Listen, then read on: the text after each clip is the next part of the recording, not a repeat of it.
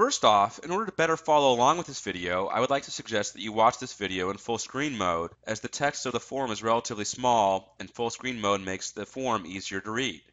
An applicant for a VA home loan must complete a VA loan analysis form to determine his or her ability to qualify for the mortgage.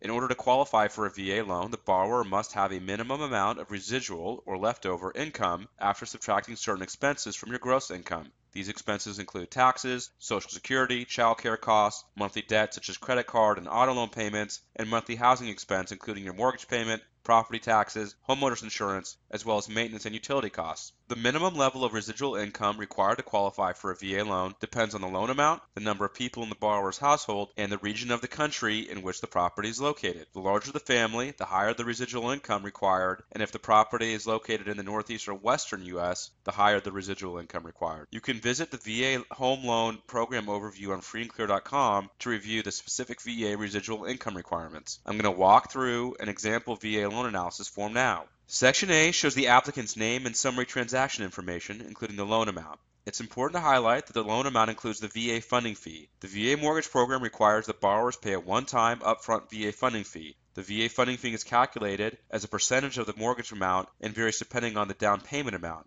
if you decide to make a down payment, type of military service, regular military versus reserves or National Guard, and if this is your first time using the VA mortgage program. An eligible veteran may use the VA mortgage program multiple times, although the funding fee increases after the first use. The fee may be paid separately by the borrower or added to the mortgage amount, or a combination of the two, as long as the mortgage amount does not exceed the VA mortgage limit. In this case, our base loan amount is $350,000, and we have added the entire VA funding fee of $7,525 to our loan, so our total mortgage amount is $357,525. Item number 3 in Section A shows the amount of down payment the borrower is making. And because the VA program allows a borrower to purchase a home with no money down, we show 0 and leave this input blank. Section B shows the borrower's personal and financial information, including the applicant's age, military designation, or E5 in this example, employment tenure, liquid assets such as cash, stocks, and bonds, as well as the applicant's current monthly housing expense, such as current rent. This section also includes information on the borrower's spouse if a couple is applying for a mortgage on a joint basis. Finally, item 13 shows the age of any dependents the borrower has. This is important because the size of household is one of the factors that determines the residual income requirement. Section C outlines estimated monthly shelter or housing expenses, including the mortgage payment, estimated property taxes, hazard or homeowners insurance, as well as property maintenance and utilities, such as our water and energy costs. This section would also include any special property tax, assessments, or homeowners association or co-op fees if applicable. In this example, the borrower does not have to pay a special assessment or homeowners association fee, so we have left those inputs blank. You can see that if you add up the various expenses, our total monthly shelter or housing expense is approximately $2,460.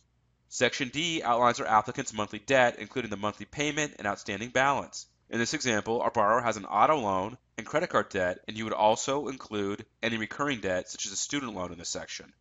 Our total monthly debt payment is approximately $470 in this example. Finally, we have Section E, which calculates our residual income to determine if we meet the minimum level to qualify for the mortgage. First, we show monthly gross salary, or the applicant's monthly income before any deductions such as taxes and Social Security. In this example, our borrower makes $4,000 in monthly gross income, and our spouse makes $5,000.